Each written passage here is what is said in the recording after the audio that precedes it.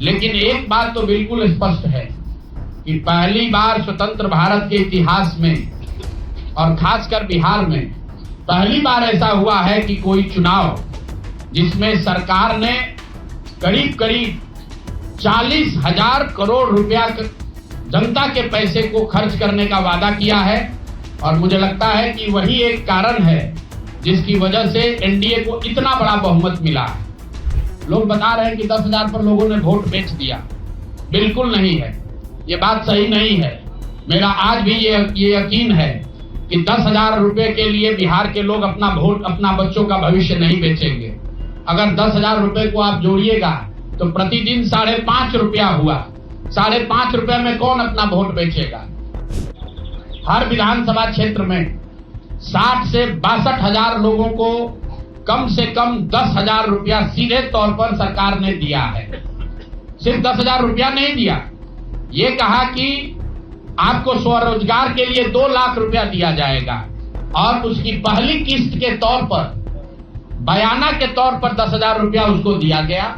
और पूरा सरकारी तंत्र लगाया गया लोगों को ये बताने के लिए कि अगर आप एनडीए को वोट देते हैं तो आपको 10,000 रुपए के साथ साथ आने वाले 6 महीनों में 2 लाख रुपए तक की सहायता मिलेगी। गलती हम लोगों से हुई होगी, कमी रही होगी, लेकिन हम लोगों ने कोई गुनाह नहीं किया। गलती हो सकती है, गुनाह नहीं है। वोट नहीं मिलना गुनाह नहीं है। मैं बिहार की जनता के सामने अपने साथियों के साथ बिल्कुल सर उठा के ये कह सकता हूं कि हम लोगों ने गुनाह नहीं किया है। जिस बिहार में पिछले 30-35 साल से सिर्फ जाति की राजनीति हुई है, वहां पर इस समाज में जातियों का जहर फैलाने का गुनाह नहीं किया है। हम लोगों ने बिहार में हिंदू मुस्लिम की राजनीति नहीं की है। लोगों को धर्म के नाम पर बांटने का गुनाह नहीं किया है। हम लोगों ने बिहार की गरीब जनता को, भोले भाले लोगों को पैसा देकर उनका वोट खरीदने का गुनाह नहीं किया है। जिन लोगों ने ये गुनाह किया होगा, अगर वो आज जीत भी गए हैं तो उनको उसका हिसाब देना ही पड़ेगा। वो आज दे या कल दे, वो होगा ही होगा। मैं पिछले 2.5-3 सालों में अपने वक्तव्यों में अक्सर महाभारत के चक्रव्यूह की, अभिमन्यु के वध की कहानी सुनाता रहा हूं। जिस धर्म युद्ध की बात हम लोग करते हैं, पांडवों के साथ स्वयं भगवान थे, स्वयं भगवान कृष्ण थे, फिर भी अभिमन्यु को घेर कर छल से मार दिया गया।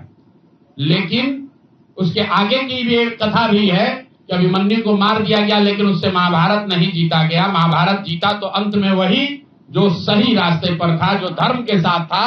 तो आप निश्चित जानिए कि जीत तो जन स्वराज की ही होगी। आज जरूर धक्का लगा है और उसके लिए जो कुछ भी कमी है उसको सुधारा जाएगा और उतनी ही ताकत से फिर खड़े होंगे। अगर आप कुछ लोग ये सोच रहे हैं कि मैं बिहार छोड़ दूंगा, तो आपका ये भ्रम है। अंग्रेजी में एक फ्रेज है, you are not defeated till you quit. जब तक आप छोड़ेंगे नहीं तब तक आप हार नहीं सकते हैं। तो प्रशांत किशोर की और जन स्वराज में मेरे साथ जुड़े हुए साथियों की बिहार सुधारने की जो जिद है, उस जिद के सामने दूसरा कुछ भी इस जीवन में नहीं है। उस जिद से पीछे हटने वाले नहीं हैं। पूरी ताकत से, पूरी ईमानदारी से लोग कह रहे हैं कि मैंने 3-3.5 साल में बहुत मेहनत किया है। तो जितनी मेहनत करते हुए आपने मुझे 3 साल में देखा है, उससे दुगनी मेहनत करेंगे और पूरी ताकत से लगेंगे। पीछे हटने का सवाल नहीं है। जब तक बिहार को सुधारने के अपने संकल्प को पूरा न कर लें, तब तक पीछे हटने का कोई सवाल ही नहीं है। अब चुनाव के परिणामों को लेकर जो बात है, उस पर बहुत विवेचना हो रही है।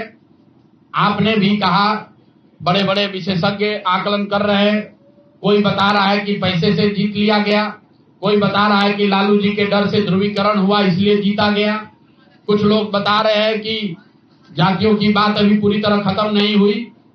मैं यहां चुनाव के विश्लेषण के लिए नहीं बैठा हूं, लेकिन एक बात तो बिल्कुल स्पष्ट है कि पहली बार स्वतंत्र भारत के इतिहास में और खासकर बिहार में पहली बार ऐसा हुआ है कि कोई चुनाव जिसमें सरकार ने करीब करीब 40,000 करोड़ रुपया जनता के पैसे को खर्च करने का वादा किया है और मुझे लगता है कि वही एक कारण है जिसकी वजह से एनडीए को इतना बड़ा बहुमत मिला है।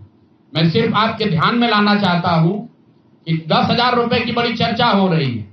लोग बता रहे हैं कि 10,000 पर लोगों ने वोट बेच दिया। बिल्कुल नहीं है, ये बात सही नहीं है। मेरा आज भी ये यकीन है कि 10,000 रुपए के लिए बिहार के लोग अपना वोट, अपना बच्चों का भविष्य नहीं बेचेंगे। अगर 10,000 रुपए को आप जोड़िएगा तो प्रतिदिन 5.5 रुपया हुआ। 5.5 रुपए में कौन अपना वोट बेचेगा? लोगों ने 10,000 रुपए के लिए सिर्फ वोट नहीं बेचा है। आपको देखने, जानने, समझने की जरूरत है। और इस पर यह बहस भी हो रहा है। सत्ता में जो लोग आए हैं वो कह रहे हैं भैया हम तो सरकारी योजना चला रहे थे। जो विपक्ष में है वो कह रहा है हम योजना नहीं चला रहे थे, आप पैसा देके वोट खरीद रहे थे। इसका कोई अंत नहीं है, इस बहस का कोई अंत नहीं है। चुनाव आयोग पर लोग टीका टिप्पणी कर रहे हैं, वो चुनाव आयोग का विषय है। बिहार के बेटा होने के नाते, बिहार के नागरिक होने के नाते मेरा बस एक ही प्रश्न है। हर विधानसभा क्षेत्र में 60 से 62,000 लोगों को कम से कम 10,000 रुपया सीधे तौर पर सरकार ने दिया है। सिर्फ 10,000 रुपया नहीं दिया, ये कहा कि आपको स्वरोजगार के लिए 2 लाख रुपया दिया जाएगा और उसकी पहली किस्त के तौर पर, बयाना के तौर पर 10,000 रुपया उसको दिया गया। और पूरा सरकारी तंत्र लगाया गया लोगों को ये बताने के लिए कि अगर आप एनडीए को वोट देते हैं तो आपको 10,000 रुपए के साथ साथ आने वाले 6 महीनों में 2 लाख रुपए तक की सहायता मिलेगी। इसको करने के लिए पूरा सरकारी तंत्र लगा। जीविका की दीदियों को बैठाया गया, जितने यहाँ पर आशा आंगनवाड़ी सेविकाएं हैं उनकी सैलरी, उनका मानदेय बढ़ाकर उनको जोड़ा गया। लोग कह रहे हैं भैया काडर कहाँ है? मेरे भाई 2 लाख लोगों को, आप ध्यान रखिए, सिर्फ 10,000 रुपए लोगों को नहीं दिया गया है। हर विधानसभा में, मैं बहुत जिम्मेवारी से जो सरकारी आंकड़ा है वही बता रहा हूं, हर विधानसभा में 60 से 62,000 महिलाओं को 10,000 रुपया दिया गया है। करीब करीब 1 लाख आंगनवाड़ी सेविका, आशा वर्कर और ममता की से जुड़ी हुई महिलाओं को करीब करीब सरकार ने 10,000 करोड़ रुपया अलग से दिया है। इसके साथ ही विकास मित्र और टोला सेवकों को 25,000 रुपया एक बार में, और जो लोग प्रवासी मजदूर बाहर से आए उनको 5,000 रुपया दिया गया है कपड़ा के नाम पर। तो कुल मिलाकर 29,000 करोड़ रुपया, करीब करीब 29,000 करोड़ रुपया बांटा गया है। 40,000 करोड़ रुपए की योजनाओं की घोषणा की गई है। अब हम यहाँ इसलिए नहीं बैठे हैं ये कहने के लिए कि इसी वजह से हम लोग चुनाव हार गए। मेरा अब सीधा सरकार से एक आग्रह है कि आपने 2 लाख रुपए देने का वादा किया है, जनता ने आपको मत दे दिया, अब आप सत्ता में बैठे हैं, तो कृपा करके जो 1.5 लाख महिलाएं, 1.5 करोड़ महिलाएं हैं जिनको आपने 10,000 रुपया दिया है, उन सभी महिलाओं को अगले 6 महीने में 2 लाख रुपए तक देने की व्यवस्था कीजिए। क्योंकि अगर वो हो जाएगा तो बिहार से बेरोजगारी दूर हो जाएगी, बिहार से पलायन बंद हो जाएगा। और अगर आपने ये नहीं किया तो ये बिल्कुल स्पष्ट हो जाएगा कि आपने ये 10,000 रुपया किसी योजना के तहत नहीं दिया था, सिर्फ और सिर्फ वोट खरीदने के लिए दिया था। तो वोट खरीदने के लिए पैसा दिया गया है कि किसी योजना के तहत पैसा दिया गया है, सरकारी योजना के तहत, इसका प्रमाण इस बात पर है कि आने वाले 6 महीने में सरकार ने स्वरोजगार के नाम पर जो पैसा जारी किया है उस क्षेत्र में और पैसा और मदद जारी की जाती है या नहीं की जाती है।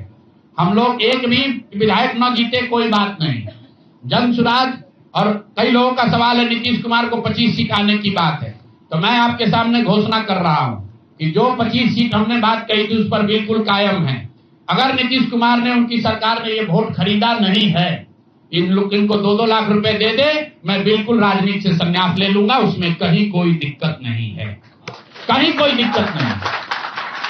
बिहार के 1.5 करोड़ लोगों को 2-2 लाख रुपया नीतीश कुमार दिलवा दे, मैं मान लूंगा कि हमारे आकलन में गलती थी, हमारी गलती थी।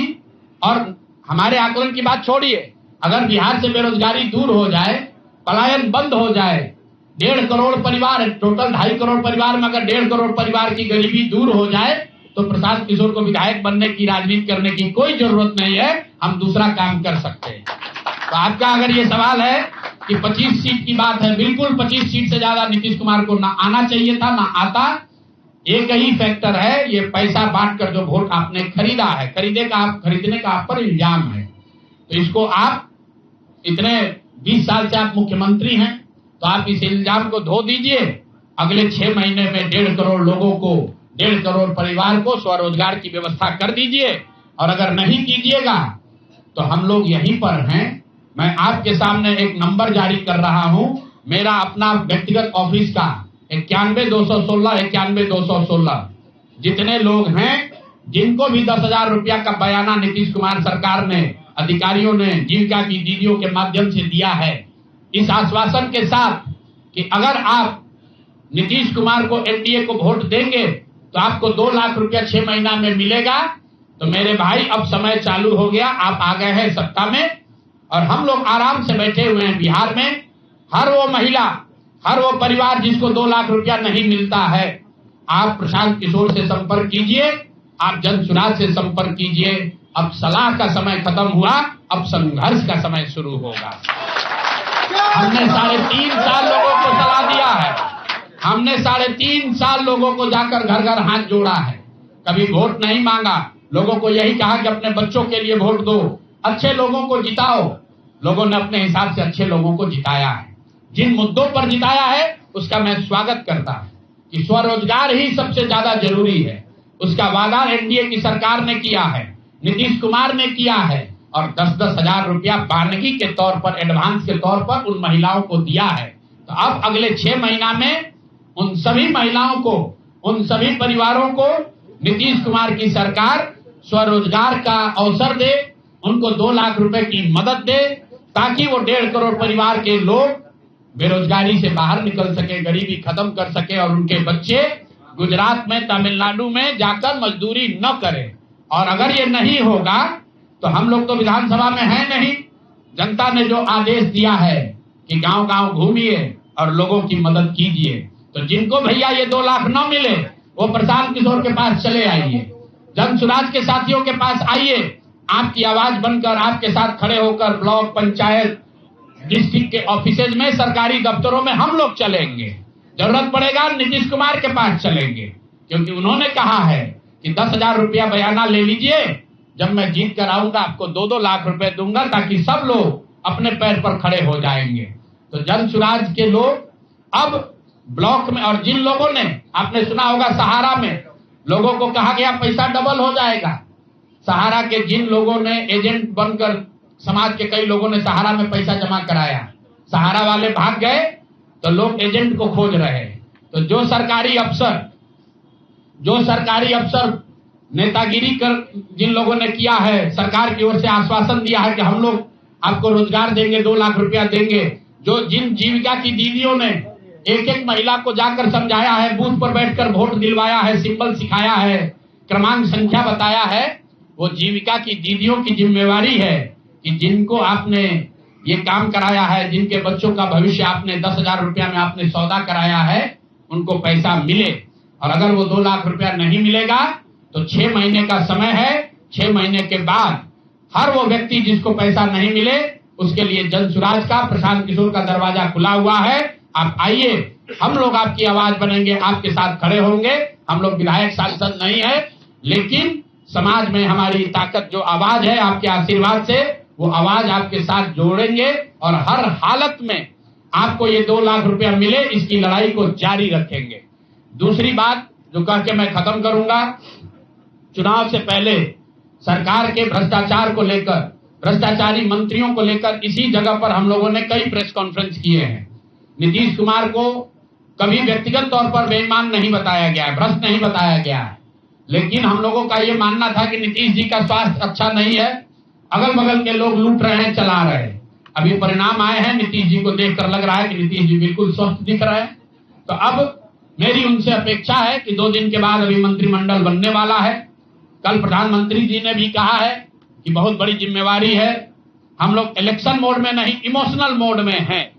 तो उसी इमोशनल मोड में मेरी आपसे अपेक्षा है कि भारतीय जनता पार्टी की लीडरशिप और नीतीश कुमार एक ऐसा स्वच्छ मंत्रिमंडल बनाएं जिसमें कोई दागी मंत्री न हो, कोई भ्रष्टाचारी न हो, जनता ने आपको सरकार बनाने का मैंडेट दिया है, भ्रष्टाचार करने का, भ्रष्टाचारियों को सरकार में शामिल करने का मैंडेट नहीं दिया है, भ्रष्टाचार करने का मैंडेट नहीं दिया है, लूटने का मैंडेट नहीं दिया है। तो मैंडेट, बिल्कुल मैंडेट का सम्मान है।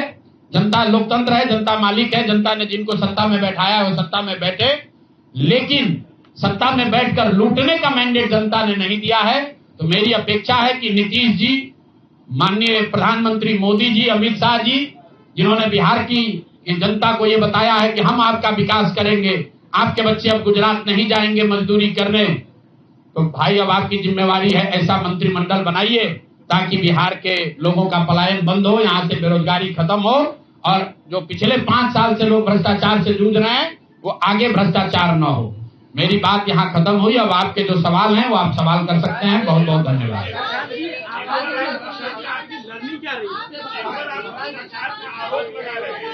उनके खिलाफ आप न्यायालय जाइएगा, अगर आपके पास सबूत है तो आप न्यायालय क्यों नहीं जाते? बिल्कुल जो बात हम लोगों ने पहले कही है, जिन नेताओं के बारे में कही है, उसमें कहीं पीछे हटने का सवाल नहीं है। मैंने आपको कहा था कि प्रेस के जरिए उसको बताया गया, ये अपेक्षा की गई कि सरकार में के जो मुखिया हैं उस पर एक्शन लेंगे, उन्होंने एक्शन नहीं लिया। दूसरा, जनता की अदालत में गए, जनता ने भी उन्हीं नेताओं को फिर से जिताकर भेज दिया। कई लोग जिन पर इसी जगह पर मैंने आरोप लगाया है, जिनके आरोपों की बात कही गई है, उनको जनता ने भारी मत से जिताकर भेजा है। तो भाई अब जिम्मेवारी है सरकार के मुखिया के तौर पर नीतीश कुमार जी ये तय करें कि वो लोग सरकार के हिस्सा होंगे कि नहीं होंगे। अगर होते हैं तो निश्चित तौर पर जनता के बीच में भी उनके खिलाफ जाएंगे और जहां जरूरत पड़ेगी कोर्ट में भी जाएंगे। 70,000 के सीएजी के मामले में जो सीएजी ने 70,000 रुपए के अनअकाउंटेड मनी की बात कही है, उस पर ऑलरेडी जन सुराज हाईकोर्ट में रीट हम लोगों ने फाइल किया हुआ है। जहां तक व्यक्तिगत मामले हैं, जिन 4 नेताओं के बारे में बात की गई है, जैसे ही मंत्रिमंडल बनता है और अगर वो लोग फिर से सरकार में शामिल होते हैं, सरकार के हिस्सा बनते हैं, तो हम लोग निश्चित तौर पर न्यायालय का दरवाजा खटखटाएंगे। 10,000 रुपए की बात आपने कही, 10,000 रुपए चुनाव से पहले देने लगे थे लोग। आपने कहा कि 25 से ज्यादा सीटें आएंगी तो चुनाव से पहले ही आपने कहा था कि आप इस्तीफा दे देंगे जी। तो कंडीशन अप्लाई उस समय क्यों नहीं कर दिया? बिल्कुल ठीक बात है कि आपने कहा, हम पहली बात तो आप लोग कह रहे राजनीति से हम किस पद पे है कि इस्तीफा दे दें? हाँ ना, सुन रहे हैं, आ रहे हैं, किस पद पर है कि इस्तीफा दे दें? आप एक मिनट, आपने सवाल, एक मिनट किए, आपने सवाल किया है, जायज बात है। आपने कहा था कि 25 से ज्यादा आएगा तो आप संन्यास ले लेंगे। तो भैया किस पद पर हैं जिससे मैं इस्तीफा दे दूं? अगर किसी पद पर हैं, ये तो नहीं कहा था कि बिहार छोड़कर चले जाएंगे, बिहार में रहेंगे और राजनीति नहीं। बिल्कुल बिल्कुल, अरे भाई हाँ बिल्कुल, एक मिनट, बिल्कुल राजनीति छोड़ देंगे, राजनीति छोड़े हुए हैं, हम तो राजनीति करते ही नहीं हैं। लेकिन ये नहीं कहा है ना कि बिहार के लोगों की बात कहना छोड़ देंगे, ये तो नहीं कहा है। हाँ नहीं, आपने ऐसा है, हमने कहा कि अगर 25 से ज्यादा सीट आएगा तो राजनीति छोड़ देंगे, बिल्कुल बात पर कायम है। लेकिन ये तो नहीं कहा कि ये 30,000 करोड़ रुपया में वोट खरीदेंगे। अब आप कह रहे नहीं, वोट उन्होंने नहीं खरीदा है, तो हमने कहा अगर नहीं खरीदा है तो 2 लाख रुपया दे दीजिए, हम बिल्कुल छोड़ देंगे। एक मिनट रुकिए, अरे सुन तो लो, सरकार क्या विज्ञप्ति पढ़ लो जिस पर सरकार ने, हाँ बिल्कुल, आपने कहा नहीं ऐसा है, बिल्कुल हम भी सभी की बात नहीं कर रहे हैं। सरकार ने 1.5 करोड़ लोगों को 10-10 हजार रुपया दिया है और पूरे देश में इस बात पर बहस छिड़ी हुई है कि क्या ये 10,000 रुपया वन टाइम देकर वोट खरीदा गया है कि किसी सरकारी योजना के तहत इस पैसा को दिया गया है। मैं ये कह रहा हूं कि मैं बिल्कुल ये मानने को तैयार हूं कि सरकार का ये एकाधिकार है, वो चाहे योजना शुरू कर सकती है। अंतिम महीने में किया, उसमें कोई दिक्कत नहीं है, हम उस बात पर नहीं पढ़ रहे। इलेक्शन कमीशन ने चुनाव के दौरान ये पैसा बांटने दिया, ये उनकी गलती है, उस पर भी हम टीका टिप्पणी नहीं कर रहे हैं। हम तो ये कह रहे हैं कि जिस योजना के तहत आप जीत कर आए हैं उस योजना को लागू कर दीजिए। हम लोग को बिहार में रहने की भी जरूरत नहीं है, बिहार ही छोड़ देंगे। राजनीति की क्या बात कर रहे हैं? आप कह रहे हैं 10,000 रुपए 40,000 करोड़ रुपए आप कह रहे हैं कि वोट खरीद लिया गया, इस वजह से वो जीत गए, आप हार गए। ना, हम नहीं हारे, हम हारे नहीं, हम तो रेस में ही नहीं है, हम तो रेस में ही नहीं है। हम आपको ये बता रहे हैं कि जो बात नीतीश कुमार के जीतने की है, जीत और हार के बीच में एक ही बात है कि क्या नीतीश कुमार जी ने, उनकी सरकार ने ये हर विधानसभा में 60,000 वोट 10,000 रुपया देकर खरीदा है कि नहीं खरीदा है, इस पर बात है। और मैं ये एक मिनट रुकिए, चुनाव से पहले ही कहा है और चुनाव के पहले ही की बात हो रही है। और अरे आपकी क्या, आप क्या चाहते हैं कि हम कह दें कि हम राजनीति से संन्यास ले रहे हैं इसलिए आप आए हैं? मेरे भाई, अगर ऐसा है, हमने आपको आप लोग जितने लोग आए हैं, हमने बिल्कुल स्पष्ट आपको कहा कि नीतीश कुमार ने प्राइमा फेसी जो दिख रहा है कि सरकार ने 10,000 रुपया देकर वोट खरीदा है, लेकिन मेरे पास उसका कोई प्रमाण तो है नहीं। सरकार का नहीं है तो सरकारी योजना के तहत दिए है।